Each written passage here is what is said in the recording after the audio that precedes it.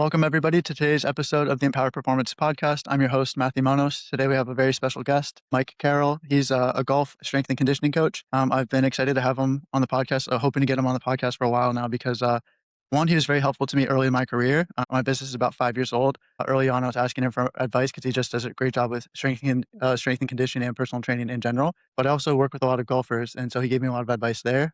He has an app. I use the app. It's great. So I recommend it. But Mike, if you want to give a quick introduction on your background, how did you get into strength and conditioning and what's your athletic background? Yeah, so thanks for having me on, Matthew. Mhm, I got into strength and conditioning mainly through my older brother.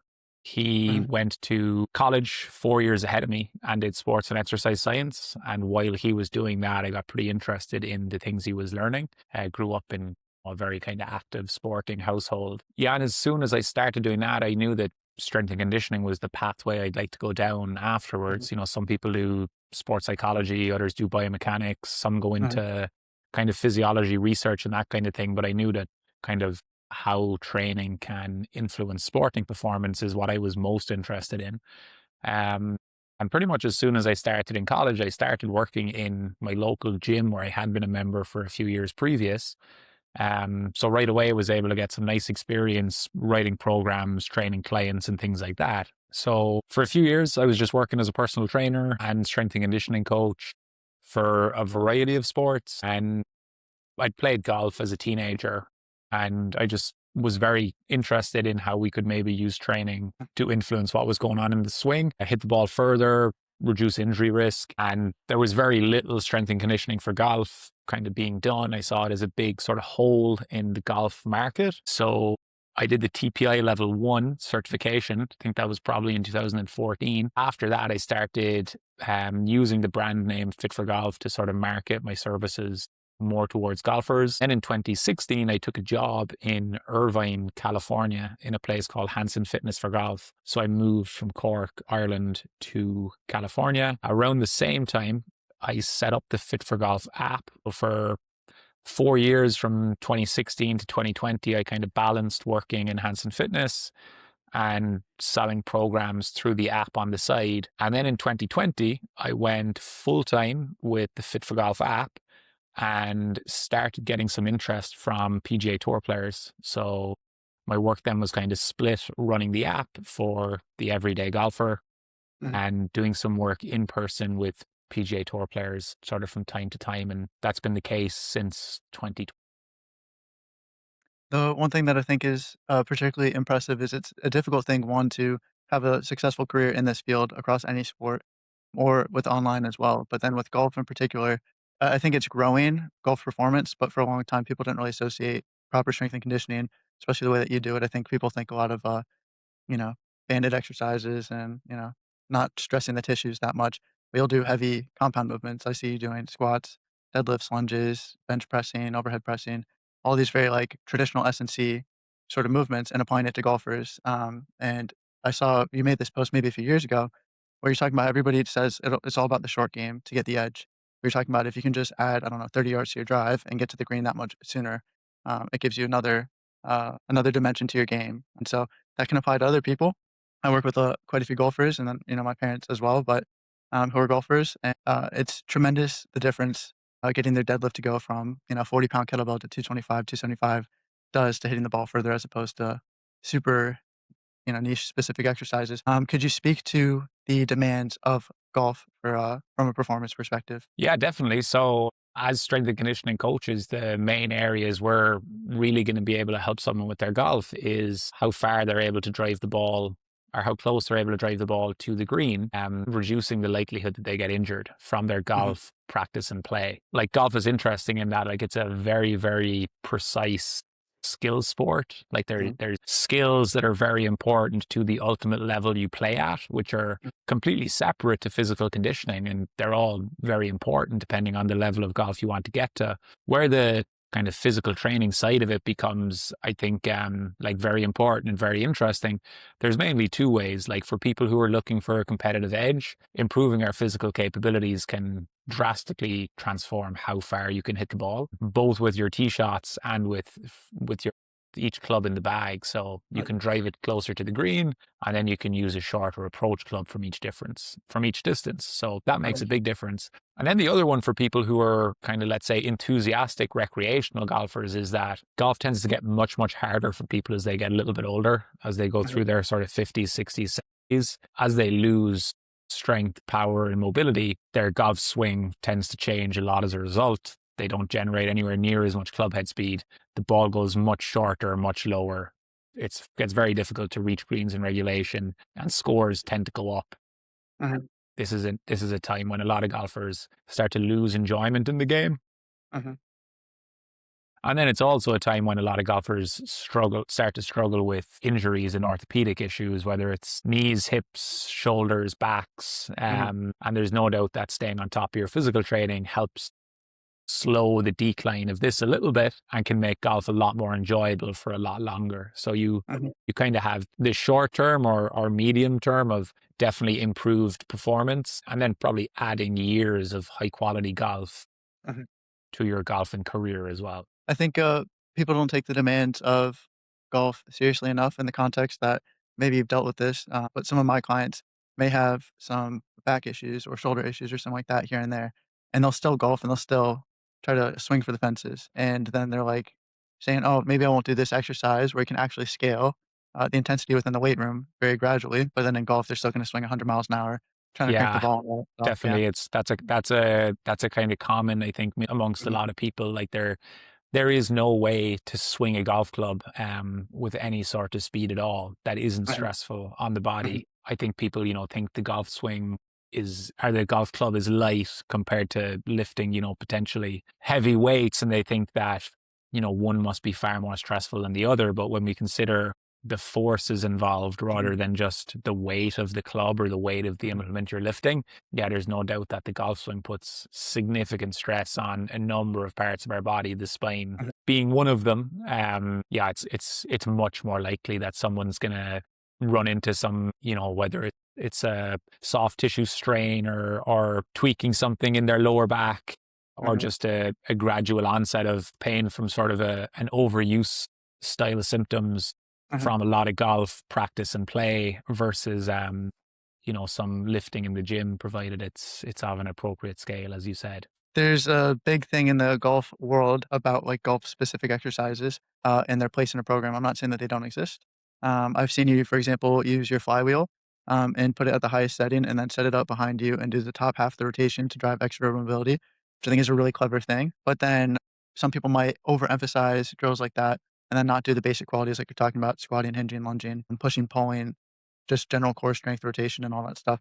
What is, like, the balance that you think is worthwhile? How much stock would you invest into more special exercises? Yeah, the problem that people run into when they do this is that if they get caught up in only doing exercises that resemble the golf swing, they forget about the necessity to provide any sort of stress or overload to the system to develop Mhm, a physical quality. So people might use a weighted implement or band in the gym to try and recreate some aspect of the swing and mhm, potentially do it in a way that's working on their technique. And I think it tends to kind of not give them a good return on their training time for two main ways, or for two main reasons. The first one is they're not doing anything that's stressful enough to mhm, create physical adaptations. So they're mhm, not really getting more mobile, they're not getting stronger, they're not getting more powerful. But then the other one is that while they think they're working on their golf swing, it's just really not specific enough to transfer to the swing at mhm, all. Like how we swing is so entrenched in our nervous system from years and years of swinging and having a consequence to those shots. mhm, We tend to move in a pattern like that's directly linked to how we've hit the ball in the past and the types of shots that we don't want to see. And there's just, in my experience, very little transfer from practicing what feels like a golf movement in the gym to then trying to make that movement with a golf club, mhm, hitting a golf ball, and with the consequence of the shot. So people kind of get stuck in this gray area where, yeah, fair enough, they're doing some moving around that's good for them, but they're not developing their physical qualities and they're not improving their technique. So mhm, rather than trying to merge their basically like golf practice and their physical training, they'd Mhm. actually be better off looking at them as completely separate training elements for the most part. And they Mhm. should use their training time to improve their physical capabilities. And the two big ones that people should be focusing on are mobility and strength. Mhm. Mhm. Some power or explosive style activities are also important, but for the vast majority of people, their explosiveness is going to get a lot better simply just from getting stronger and being able Mhm. to move through better ranges of motion. And then they should use their practice time with a golf club in hand for definite, and ideally with a golf ball present to work on their technique. And this way Mhm. they can isolate the two main things that we're working on, our physical capabilities and our golf technique, rather than running into the very common problem of getting stuck in the middle with what look like golf specific exercises, but they're really not doing anything for our physical capabilities and they're Mhm. not really doing anything for our golf technique. Where Mhm. they actually might have some merit is in a dynamic warm up routine, Mhm. because it is giving us a chance to get our body temperature up. We are working our body through ranges that we might do in the swing, and doing it for 5 or 10 minutes before we play might be a good way to prep for playing, but it definitely Mhm. shouldn't be considered like your training program. Mhm. I think the other thing too is that people forget about the stimulus of sport practice itself and not just weight room. So if you go and you try to work on club head speed at the driving range for an hour, that's about as specific as you can get.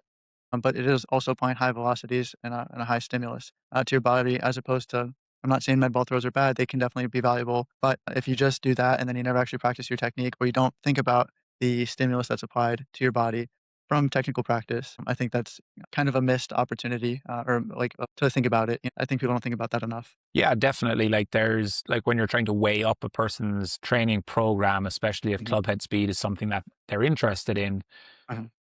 like sort of swing speed training or hitting balls with your driver, trying to get the speed up, that almost like intersects, well, it does intersect physical training and Mhm. golf practice, because it's Mhm. it's both. And you need to account for it in your programming for each of them. So if somebody is doing a reasonably high level of speed training, whether it's Mhm. with their driver or with one of the popular speed training systems like the Stack or something like that, well, you should be taking that into consideration when you're drawing up their programming for their physical Mhm. training. Because if someone is already doing a reasonably high level of high speed swings in a week, well, then they should probably use their training time to target the adaptations they're not getting from that.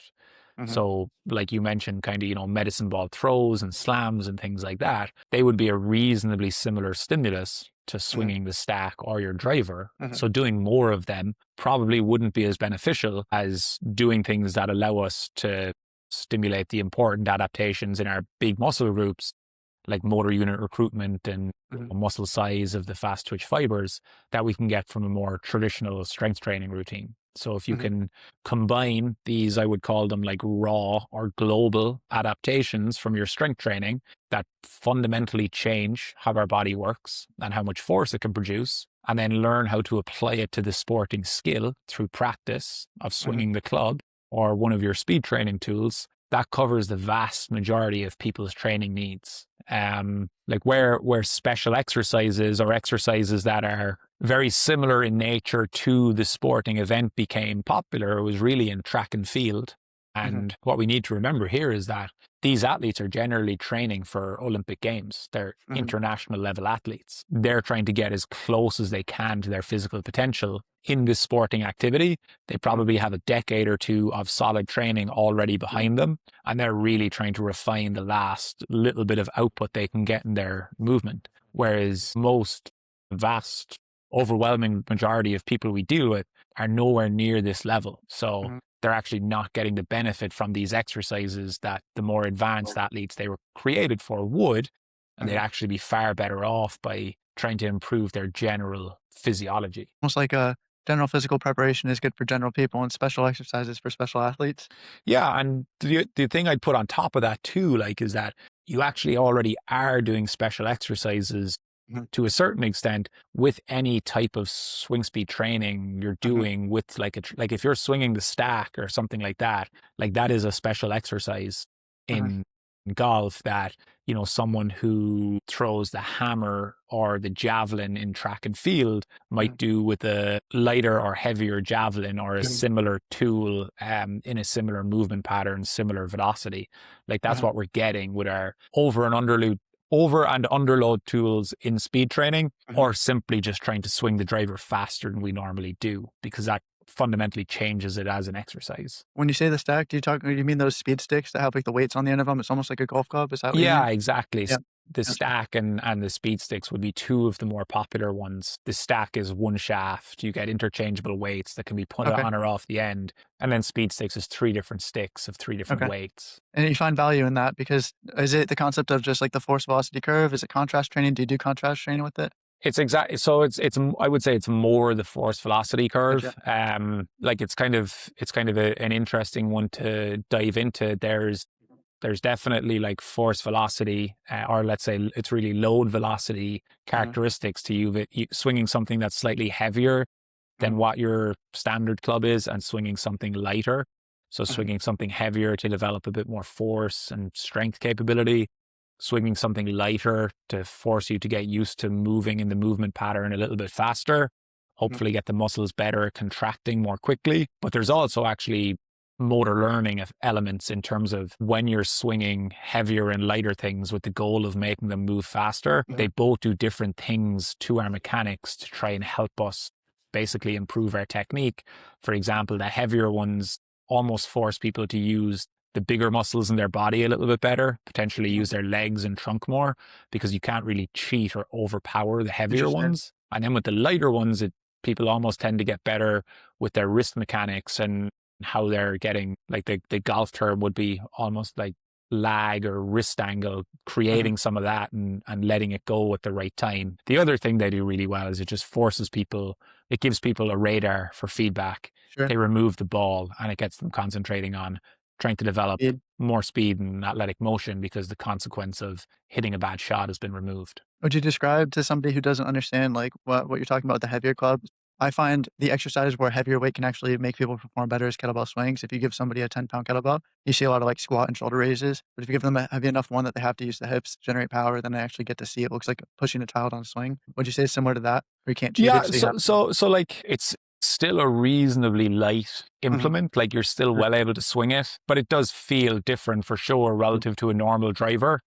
mhm, And yeah, when it's heavier, people tend to move in a movement pattern that doesn't rely on, I would say, their wrists and hands and arms as much. They tend to swing with a slightly slower tempo, give mhm, themselves more time to load up their trunk and their legs and then mhm, unwind. Whereas with the lighter ones, you can almost get away with feeling like you use your hands and wrists a lot. And like both of these strategies are important, and each of them gives you like an opportunity to almost practice one versus the other, and then it can get a little bit more specific. Whereas if a player relatively is very good with the heavy mhm, ones but very poor with the light ones, well, then it's a sign that maybe they need more practice with these light ones and mhm. work on the mechanics and potentially physiology that these tend to impact a little bit more. Interesting. The other thing I was gonna ask too is I don't know the weights for the different implements, but would you say the heaviest one kind of has the ability with the increased momentum on the, upswing to help with additional, like, mobility? Does it have Yeah, enough? yeah, definitely. Like I think it's going to be because there's more load, and you Mhm, tend to swing it in a way where you give yourself more time to accelerate it, because it's mhm, more difficult to accelerate.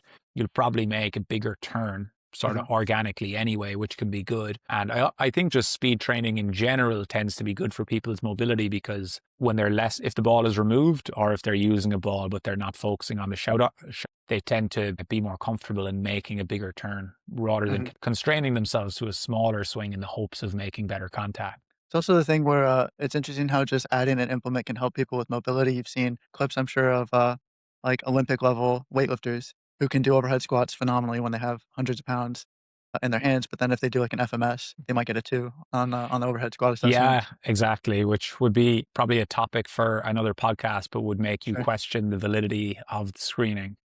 Yeah. But yeah, I think, yeah, sorry, I forgot where we were going there, but So, to go in a slightly different direction, I wanted to talk about, I don't like the term injury prevention. Some people sell that as like a you can prevent injuries, and I think that's where it gets a little unethical. So injury reduction, if we prefer that term. But what would you say are like the common injury sites or areas of focus that you tend to put a lot of stock into when it comes to keeping people healthy for golf over a long competitive season, for example? Yeah, so when I'm making programs, to be perfectly honest, Mm, I'm not really honing in on any particular area and thinking we need to do more here because this mhm, is where people tend to get injured.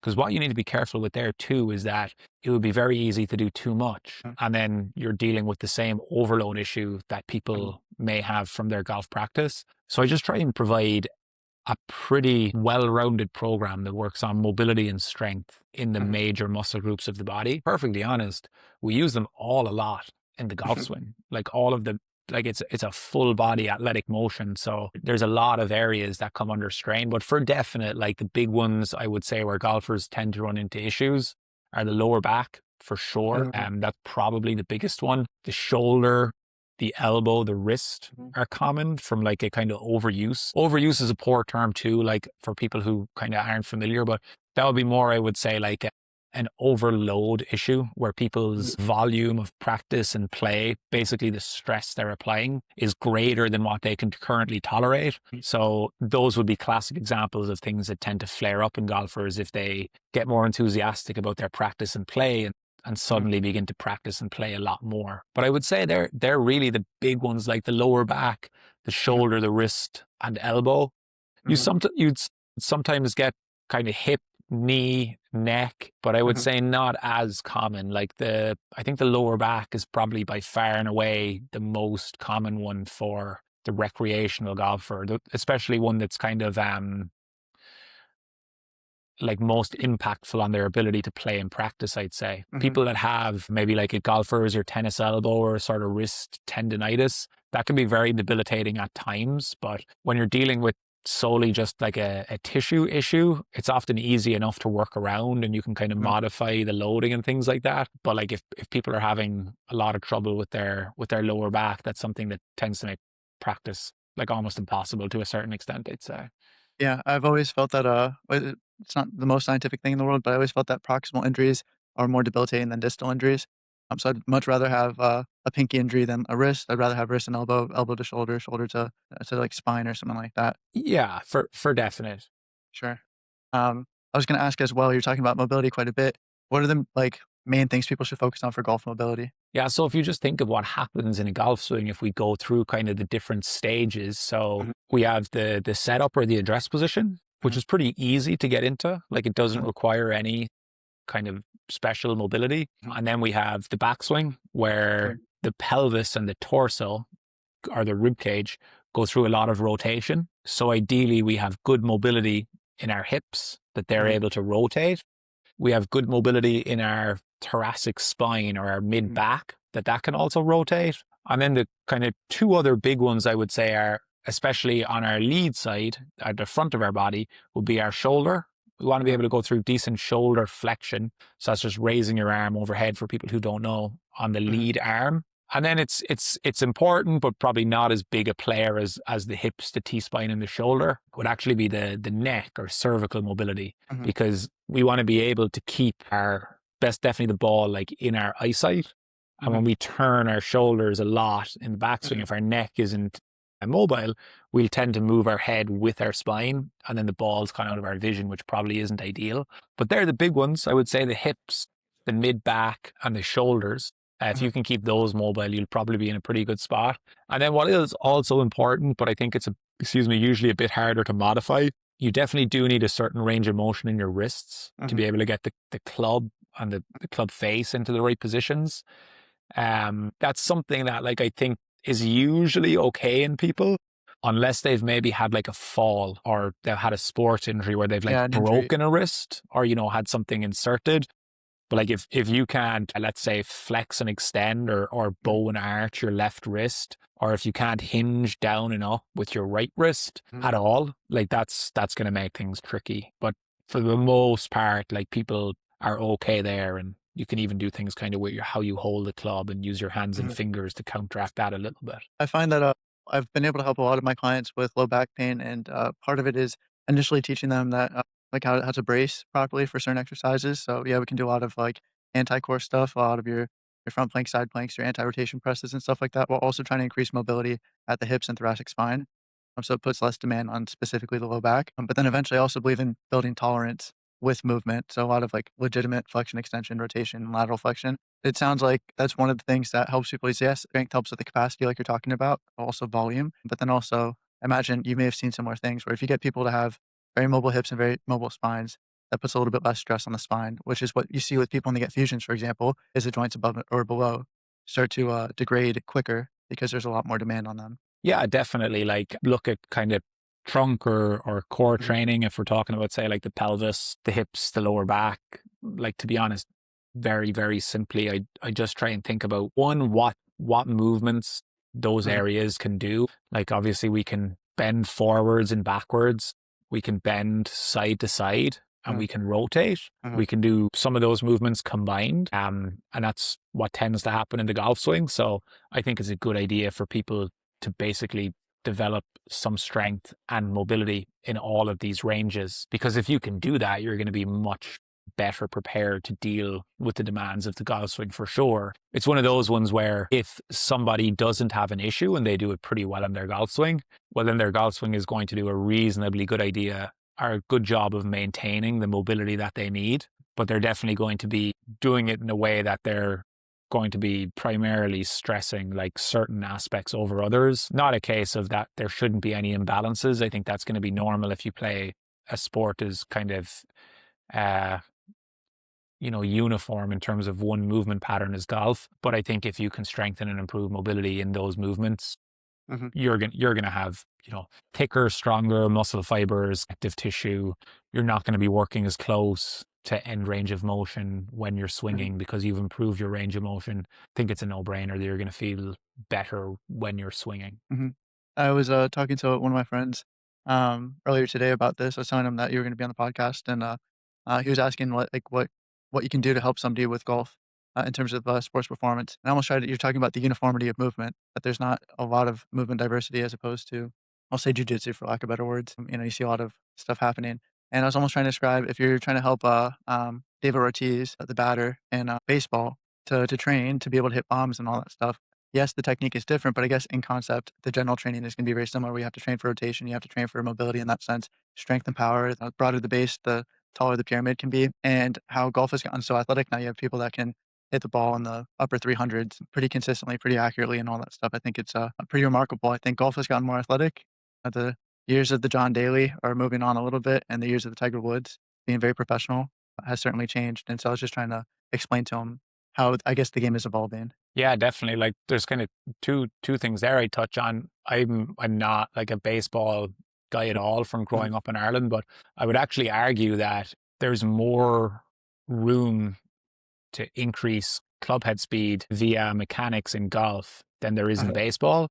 uh-huh, Because in golf, the ball's not moving and we uh-huh, can take as long as we want to hit it, which uh-huh, gives us way more options for what we do in our swing. Whereas in baseball, our time frame from, yeah, like ball leaving hand to us needing to uh-huh, make contact uh-huh, is obviously very short. It's not a case of like the batter can do whatever they want mhm, to generate the most speed possible because if mhm, that takes too long, sure, they're going to have missed the ball. Like I mhm, don't know this, but like I'm sure if you measure these hitters' maximum bat speed, mhm, where there's a ball, say, just teed up and they get to step and hit it as hard as they can, mhm, versus them hitting balls that are thrown at them. mhm, Like, I don't know if there's a discrepancy there. I would guess there is because they have to mhm, reduce the time they have to swing when they're reacting to the pitch. But in golf, like, one of the most simple ways for people to increase their club head speed uh-huh, is to get their hands to travel further in the backswing, which means okay, that it tends to take longer, which mhm, isn't a luxury you have in baseball. And then mhm, the other one is like the John Daly example.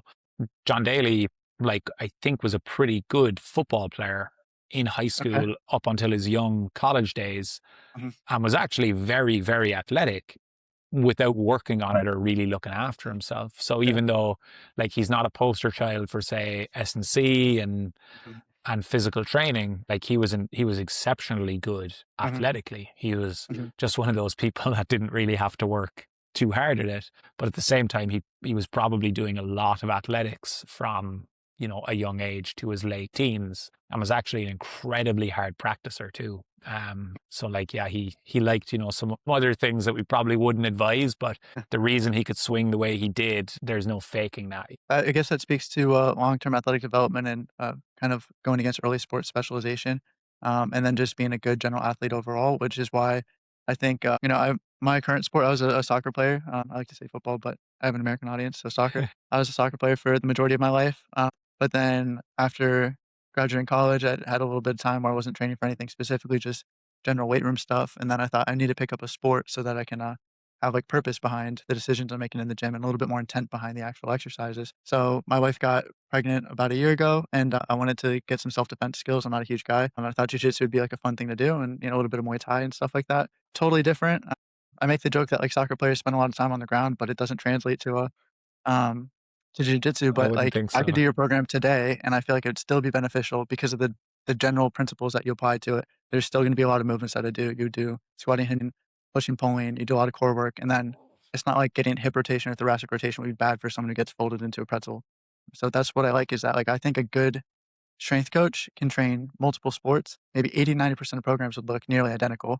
And it's maybe the last 10%, which could be conditioning or mobility demands or key injury sites, that would be taken into consideration is where you see kind of the differences from program to program. Yeah, especially when you're dealing with, let's say, recreational level Mhm, sports. It changes a little bit if you're talking about someone who's, getting ready for the UFC mhm, or for the PGA Tour. That's a little bit different than someone who's just doing it recreationally. Like mhm, a way that I tried to explain this to people, and I wrote a kind of long article on it recently, is that for the most part, our strength training should be focused on promoting strength adaptations, mhm, because it's the adaptations we create from our training stress are what change our physical mhm, capabilities, and they'll show up in any type of force based or mhm, athletic task that we're doing. And I think for the vast majority of people, the two big ones, as I mentioned, are increased motor unit recruitment. So the ability to tap into and use more of the muscle fibers we already have. And it's the biggest, strongest ones are the hardest ones to tap into, because we force ourselves to do this when we're strength training. We get better at using these muscle fibers, and that adaptation of your brain sending the muscle through your nervous system to these big, strong fibers in your quads, your glutes, your trunk, your mhm, shoulders. It doesn't matter if we get better at doing that from squatting and bench pressing or pushing a Jeep up a hill and throwing rocks. mhm, Like, that transfers to whatever task we're doing. mhm, And then the other one is increasing the size or cross sectional area of the fast twitch muscle fibers. If we can do both of those things with our strength training, which does happen as long as it's consistent and progressive, like, your body's capabilities are going to be fundamentally changed from a mhm, force production standpoint. Now, mhm, you will get way more benefit from that training if you're also practicing your sports skill mhm, at the same time, because you're constantly learning how to coordinate these new physical capabilities into the physical task. So, mhm, if you take jujitsu as an example, something I have no experience in, but if you take someone who is new to jujitsu and they get 30% stronger in their major muscle groups, they're mhm, going to be better at jujitsu right mhm, away. If you take someone who only has done this training and never takes jujitsu, well, then when they go to jujitsu training, they're probably going to find they don't really know what they're doing with the different movements and skills. So mhm, they might not feel like their strength shows up very well. But you mhm. can be sure that as they become more competent in their jujitsu, they'll benefit from the strength they've developed. And on the flip Yeah. side, you could have someone who's never trained any strength at all and they're a jujitsu master. Well, they'll be, very impressive for most people with their jujitsu skills. But you can be sure that if they were getting stronger on top of their Mhm, masterful jujitsu, they would also be better, because I'm sure if you look at the top jujitsu mhm, practitioners in the world, like almost any other sport, I'm sure they're a combination of very, very strong physically mhm, and very good at jujitsu. It's not mhm, just one or the other. And that's the same with kind of any, high level output to a certain extent based sport mhm. that you want to talk about. And jujitsu is even, I would say, a high level skill sport, but Yeah, very much. it to a certain extent, it probably doesn't matter if you don't have the prerequisite strength. And Mhm, that's why they have weight classes. and Mhm, why the really good 150-pound jiu-jitsu mhm. competitor doesn't compete against the really good 225-pound jiu-jitsu Mhm. competitor. Yeah, they have, like, very rare exceptions where it's, like, the open weight classes, but even then, like, people like to say in the world of jiu-jitsu specifically, like, "Oh, it's a little man's game, it's where you can be smaller and beat bigger people," but in that context, it's more for, like, a smaller trained person against a bigger untrained Yeah, person. exactly. You're 2 Of people of course. the same skill, and you have yeah, so that's just, like, the best way to look at it. I almost think of, skill versus physical capacity, the same way I almost look at, like, if you're trying to improve your power, it's force and velocity, so you can think increase your strength and then increase your speed. If you don't increase your strength, but you get faster, you're more powerful. You don't increase your speed, but you get stronger, you're more powerful. If you increase both, why not? Right? That's going to do lots of like good things for you. It's the same thing as an athlete.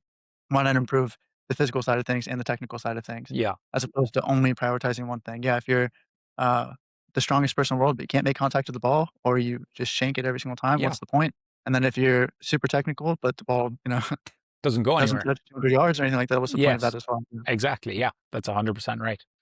So then another question I wanted to ask you was, so we were talking about mobility, speed, power, strength. We talked about injury reduction. The other things I've seen you post about is cardio and nutrition for golf. And I think part of it is also working with general population. I think my favorite testimonial I've ever seen was you had somebody on Fit for Golf app who was maybe 70 and he was able to do like box jumps and Oh, deadlifts big yeah. weight. And That's Paul Brumley is his name. Yeah. He's like yeah, it's 7 incredible. years on the app. He's got about 1,500 workouts logged. Cool.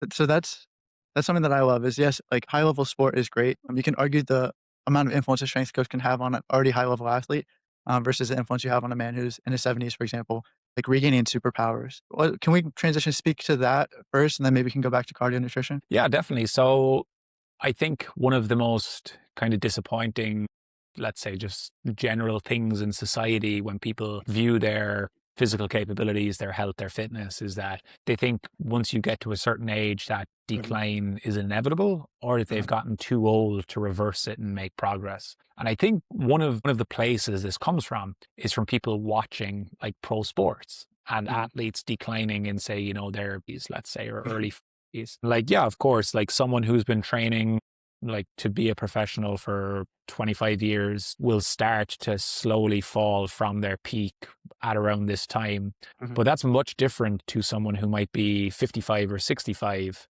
and hasn't been training for 10 or 20 years, mhm, because their rate of decline has far more to do with their, lack of activity and mhm, training versus just the natural decline due to them getting older. Like, people can make huge improvements in their physical function in their 50s, 60s, 70s, even their 80s and 90s, to be honest, mhm, just by implementing some good training strategies. And I think it's refreshing for people to know that they can still make progress even when it's what might have been once considered like too late or gone too mhm, far. Yeah, and like Paul, the guy on the testimonials that you're talking about, is a good mhm. example of that. Like, I think when he started, he was in his early 70s. He's now 81. Wow. But like, he lost about 60 pounds, came off a lot of, different medications he was on for his health, improved his golf game a lot, and Mhm, yeah, more importantly, was just a much healthier, fitter, stronger, more mhm, able person. And, he's also someone like who has had both his rotator cuffs repaired. He has either one or two artificial hips. So, it's mhm, not like he was coming from, someone who'd been doing, let's say, a perfect like fitness program for 30 mhm, years previous, just an example of someone who kind of made big changes well into their 70s and, is arguably, or I would say almost unarguably, like in better shape at 80 than 70, which mhm, not many people can say, but mhm, it's just kind of a testament to how powerful, good lifestyle and exercise habits can be at any age, mhm. basically. 2 things based off that. One of them is, have you ever seen, like, the docuseries on Netflix? It's, something about the blue zones, but talks about, like, longevity and all this I advanced haven't seen it, but I'm familiar with like the the concept concept, and yeah. the So topic. one of the they just showed clips of, like, people who practice martial arts up into their 80s doing the splits, and touching their forehead to the ground, or they're, able to kick really high or still move fast, or you see a guy in, I think it was, like, Singapore in his 70s, and he's doing, like, muscle ups and front levers on a pull-up bar, and so then I have friends I'm 28 right now, I have friends that sometimes say to me, it's like, "Man, I'm getting old, this pain, that, this, that." I don't know, there's a 70-year-old who looks better, feels better, moves better. And it just comes down to the decisions that you're making. And then the other thing I was gonna say too was, I imagine that, you were talking about your client, Paul, that making those lifestyle changes and all that stuff improved his golf game. I can't imagine that it was just that he yes, it's amazing to have, like, the ability to have a better quality of life, which is my favorite thing as a strength coach is to help people with those things. But then if you're talking sports performance, being a healthier person like you talked about, I'm sure it helped him tremendously. Yeah, definitely. Because what happens in golf as people tend to get a little bit older is that their Mhm, physical capabilities decline much faster than their mhm, skill level. And mhm, they end up being blended together. But like there's no really good reason why your performance should massively drop off as you get older in golf, unless it's tied to your physical decline. And mhm, that's what tends to happen most people. So if mhm, you can do a really, really good job of maintaining your physical qualities, mhm, and depending on sort of what your training background has been and the level that you're coming from, mhm, you may be able to improve your physical capabilities from the age of 60 to 70 if you haven't been doing much. If you've been training really, really well, you might just be trying to maintain as best as possible. But mhm, that's what gives you the best chance of maintaining or improving your golf level as you get older. mhm, 100%. Like, is its physical capability limited? The skill element of it. Now, I know mhm, there's structural changes to the brain as we get older that make it a little bit more difficult, but they're pretty closely linked to the physical yep, changes as well.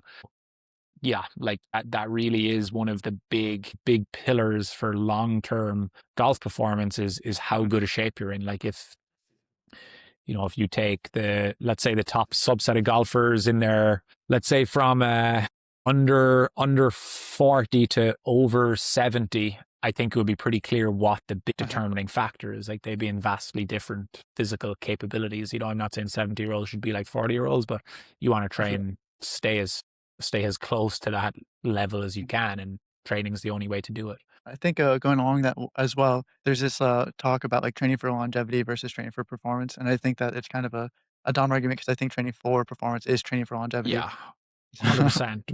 Yeah, Usually if somebody has said that they've changed their focus in training to training for longevity, they've uh-huh, usually started training way easier and they mhm, will age faster, mhm. for Yeah, it's sure. less intensity, but then another thing is you talk about how, well, not you, just in general, this it's known within our space that people lose speed almost twice as fast as they lose strength, and so if you think, "Okay, I'm gonna do this performance program, and now it's okay to jump and to throw and to do things at high velocities, but if I'm doing, a longevity program, I just have to do maybe a little bit of balance and bird dogs and stuff like Exactly. that." Bad Then idea. yeah.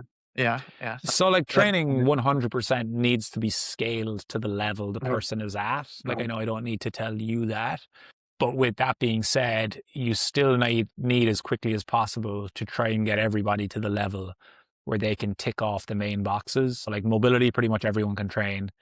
Sort of speed slash rate of force development. I think pretty much everybody can train it. How they do it might need to be a little bit for different. sure. For example, you can give the 25-year-old just out of college like the rebound jumps to work on his lower body power. Mhm, The 75-year-old with a knee replacement, like he might be doing kettlebell swings or fast like stand-ups from sitting on a box or something like mhm, that, getting mhm, started with the same principle of what they're working on in mind.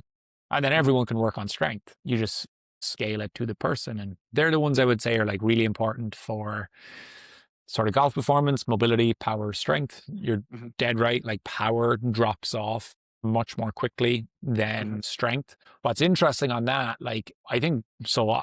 Biology is one reason why this happens. Like, but the other thing is that, like, basically nobody trains anything fast or explosive mhm. as they get older. Whereas they might have to do some strength based activities even as part of their daily Picking lives. up a package. Yeah, so like I'd be curious like for people who actually like maintain their training as they get older, how much that gap would be decreased. Mhm, I'm sure that there would still be like a difference and the power is what would drop off faster, but I think it could be maintained a lot better and a lot mhm, closer to the rate strength drops off on with good training. And then the other one that we were going to get into, like for just long-term health, keeping your cardiovascular system mhm, in good shape. For golf performance, like there's nothing special type of like protocols or requirements that are necessary for golf. Like golf is basically slow walking with lots of breaks in between. So, you don't need to be super, super fit, but keeping your heart and lungs healthy, is mhm. just It's basically like your baseline health, you know, Mhm, your heart rate, your blood pressure, your metabolic health, all these things are largely dependent on your cardiovascular fitness. So yeah, people should be working on it as much as they can, basically. And if that's really bad, it makes it really hard to work on any of the other stuff because mhm. you'll tire so easily and you'll be in such bad general shape that it will be really hard to train the other areas to any high level. Mhm. So I want to go in two directions with that. I want to talk about. I found what you said very interesting as to a potential reason as to why people lose speed faster is because it's just less demanded of an attribute in life. I think there's a statistic that said 90% of people over the age of 30 never sprint again, like a day Yeah. in their entire lives, which Or is jump remarkable. or Yeah, throw, or you jumper. know? Yeah, yeah. But if we were cavemen and we're being chased by a saber-toothed tiger every single day, you might find people don't have their speed decline as quickly as it does today. I know that's a kind of foolish example, but then as far as the cardio thing, clients for specifically, because if it's another sport, if you're a wrestler and your cardio is bad, like you're gonna really suffer. So I have some sports where people really do take conditioning into consideration. Like golf, for example, people really just care about, can I get the mobility and can I get the power? I try to tell them that strength is the foundation for power, and can also train speed. But then cardio, like you said, helps them in the weight room. If you get gassed out, just doing basic exercise and all that stuff, it can allow you to get more density within a session. If you're trying to accumulate more volume or to take shorter breaks or to not feel gassed out intraset. But then also, like, yeah, I'm trying to tell them, it's like, sorry that I care about your heart and lungs. Yeah. So they'll always tell me something like, "Oh, well, we'll just walk 18, that'll be our cardio," and it's nice because to me, I think getting your steps in is a good entry point, and walking 18 is not nothing, especially if you carry your bags, but it is something that I find it's almost like pulling teeth. I can't write a program for them without rotation, in the sense that they need to do, like, a band or cable rotation and a med ball throw, but also giving them the cardio side of things is like, Yeah. yeah, I appreciate you mentioning that. Yeah, it's just something that like is just kind of important for everyone. It's just one of those things like if we're trying to tell ourselves that we're interested in long-term health and fitness and Mhm. you're not doing a reasonable amount of cardiovascular exercise, you're not really serious about what you're talking about basically. I think the statistics show as well that one of the biggest indicators for longevity, for lack of better words, is cardiovascular fitness more than strength. Strength is obviously very important, but I think they said VO2 max has like one of the highest correlations with longevity. Yeah, like basically, like from a fitness measurement standpoint, Mhm. those like cardiovascular fitness, which they often measure with VO2 max, like there's nothing special about VO2 max. It's just a way of measuring fitness. If you Sure. measured how quickly someone could cover, 3 miles or 5 miles or an equivalent on a bike or rower Mhm. or whatever, same thing. Like it's just measuring Uh-huh. how fit you are. Uh, and then strength. They're Mhm. the two big ones, like cardiovascular fitness, muscle strength. People might argue, well, muscle power is actually a better predictor. Nobody who is very strong isn't powerful enough for everyday life, you know? Mhm. And the other thing is like by training for a high level of strength, Mhm. you're also almost certainly going to keep a high level of muscle mass, which is Mhm. really important for your metabolic health. Mhm. So like from a body composition standpoint, strength training ticks a lot of those boxes. So yeah, Bone density too, I imagine, just from the yeah, stress. exactly. So like they're the main two buckets like that people should be filling. If you can work on continually getting aerobically fitter and Mhm. you can work on continually getting stronger or maintaining as well as you can as you face the inevitable decline, they're the big things that really move the needle. And then for sports, like if you also are interested in a sport, like we're talking about golf, on top of that, practice your skill a lot, become a master at the craft, Mhm. basically. We don't have to go down this topic necessarily, but there's this big debate about hybrid athletes because it's typically seen as people who focus on high levels of cardiovascular fitness and then also high levels of strength. But some people are saying, well, what if it's two different physical attributes? Can you still be a hybrid athlete? And then some people say, oh, you're maybe just a capacity warrior, but you're not an athlete if you're not practicing the skill sides. I just think it's interesting that you're talking about strength conditioning and skill, but to me, that's just good training for sports is practice your skill and then do your strength conditioning. Yeah. So the And, hybrid athlete label, I don't uh-huh. know when I saw it for the first time, maybe 3 or 4 years ago, like people have been combining running and lifting weights in their training programs for a very long time. You Yeah, know, like I don't know where the like that's just like fitness enthusiasts, you know. sure, sure. So I don't know how that blew up so much, but yeah, I Mhm, think it's a good idea. Like try mhm, and try and lift weights and do cardiovascular exercise regularly. mhm. Like try and be good at both of them. I don't wanna take too much of your time, but I just got a couple rapid fire questions if you Yeah, have. no problem. That's okay. Take your time. Um, so what is something that you've changed your mind on recently or during your career? And then is there anything that you're curious about learning about now? Something that you're maybe on the cusp of changing your mind about? Yeah, so like probably especially with higher level golfers, like pros, when I started working with them, I Mhm, probably thought that strength train, like getting stronger, would have a bigger immediate effect on their mhm, club head speed, mhm, which it mostly did, but not always, and probably not as dramatic as I thought. mhm, Um, so while I still focus on it now, if a PGA Tour player contacts me to talk about gaining club head speed, I'm much more interested to know what they're specifically doing to work on their club head speed from mhm, like more of direct training, that skill standpoint. So are they hitting 25 balls 3 times a week with a radar for feedback, mhm, logging their results, trying to make that going up? mhm, Whereas before, like I would have been more interested right away, probably in like what they were doing in their gym work. They're mhm, both very important for sure, but I think like where I've put the emphasis has probably changed. And then what I'm curious about looking into more, it's a tough one to say, to be honest. Like it's definitely in golf, it's less with training, but like definitely getting more interested into like long-term skill development. And okay, it's solely just a reflection on kind of my own like golf game, I guess. So like I've been a like scratch to +2 handicap for about 5 years. Was in my late 20s. I'd never gotten better than five. So mhm, like I made a big jump to scratch to +2, but like it's really difficult with say like the time constraints that I have now and just the diminishing returns on how good you can get at golf to try and keep improving. So yeah, like digging deeper into like how you can go from, let's say, good to like very good, or you mhm, know, like very good to great, or whatever way you want to look at that. But yeah, like that's kind of where I'm more interested from a personal standpoint now, is like the later stages of like skill development when it's already gotten hard. It's pretty easy okay, when you've a lot of low hanging fruit. mhm, But yeah, I would say that's pretty much it. To be perfectly honest, like I can't think of anything training wise. Like mhm, I've not that I don't continue to try and learn or sure, like read up on things. I don't have a particular thing in training now where I'm like this is the thing, you know. Probably the like one thing I would say on that is the longer I've been in training for sports mhm, performance, like what I've seen a lot of is whatever you're trying to get really good at. This sounds like so obvious that it might kind of sound stupid, but I think it's true. mhm, The more of the thing you're trying to get better at that you can do at a high level of mhm, effort and intensity without getting set back from being injured, the more progress you'll make.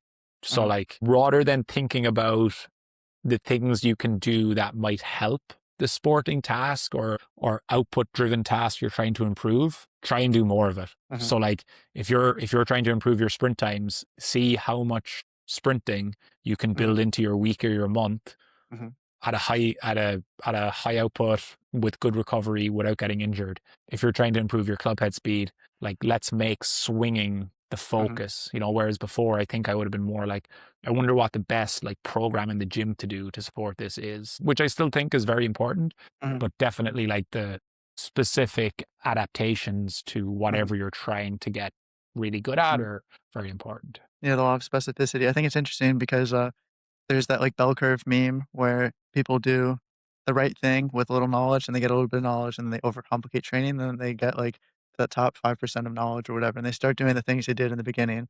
They just went around the circle, and they're better for it in that sense. So like this is one of the things that I think social media has hurt Mhm, us with, mhm, especially like probably Instagram, is unnecessarily adding complexity mhm, because it's a unique selling point, mhm, and almost either people tricking themselves or others into like this might be necessary to get better at what we're trying to do. mhm, Whereas like almost any time you look at someone who's gotten to a very high level of whatever it is, they've had probably decades of trying to specifically get better at this thing. Like their mhm, best shot putter of all time is currently competing. His name is Ryan Krauser. He's won mhm, gold in the last three Olympics. He's obviously a master technician in the shot put, and he's also a complete monster. In the Yeah. gym, he's like 6'8" and 320 pounds or something like Mhm. that. And he did a Q&A on Instagram maybe a year or so ago or whatever. And someone asked him, like, what do you think is the most, like, what exercise has been most important to you for your success? And his reply was like 20 plus years of throwing, Yeah. so like just constantly trying to throw the thing further, like, yeah, Yeah. you're doing the supporting stuff in the background, but like isolate the thing that you're trying to get better at and do a lot of it. Feedback with high intent is important. Sounds obvious, Um, but a lot of people skimp around it. I get questions from so many people, like not happy with my club head speed. I'm trying to go mhm. from 105 to 112. What do you think of my program? And I read through their program and I'm like, they're not doing any swings. Like, Yeah. they've sent me their 4-day workout split, and they're asking me if I think they should do front squats or back squats, or should they do dumbbell bench or flat bench. And I'm like, Mhm. you're not swinging. It Yeah. doesn't matter, like, if you do a front squat or a back squat, or if you do barbell or dumbbell bench, like, because the adaptations you can get from that are the same. But like, in a month, you're not doing any swings where you're trying to swing as fast as you can. You should be Uh, doing like 150, or yeah, it's like a 300. it's like a sprinter who would only do, like, joint angle specific stuff and accommodating resistance and all these fancy methods, but then never touch a track. Just doesn't 100%. make any sense. So, Yeah, yeah. exactly. And that's become more common for definite, because people have kind of learned a little bit about like sports performance training, S&C, Mhm. and it's like almost all S&C programs have been derived from strength sports, which isn't the end of the world in a certain extent, but like they have to be combined with like prioritizing practicing the skill Mhm. you're trying to develop a very high output in. Is there any major misconception in the golf space that you wish to dispel? Yeah, like that your exercises need to resemble the golf swing for it to Okay. be beneficial for golfers. I would say that is probably the main one. That Uh, that or that, weightlifting is gonna make you tight and Bulky. Yeah, you inflexible. can't. Yeah. Yeah, yeah, yeah. I find that I get my best mobility gains from, like, loaded mobility, for example, like, if I do a Search or Jefferson, my hamstrings feel a lot better than if I just try to reach my toes with no weight whatsoever, Yeah. and I feel like I get more resilient in those, positions anyway. Yeah. I'm So almost then 20 years into pretty good resistance training, and I'm mhm, still not breaking 175 pounds body weight. So I uh-huh. think the fear of getting too bulky is probably, overemphasized for most. And it's definitely not happening in your 8-week program. I make the joke, I have female clients that say they, like, don't wanna lift heavy because they wanna get bulky, and it's like, "Yeah, I didn't wanna get my license because I don't wanna turn into, Lewis Hamilton or something like that." Yeah. It's like, I if only it were that easy.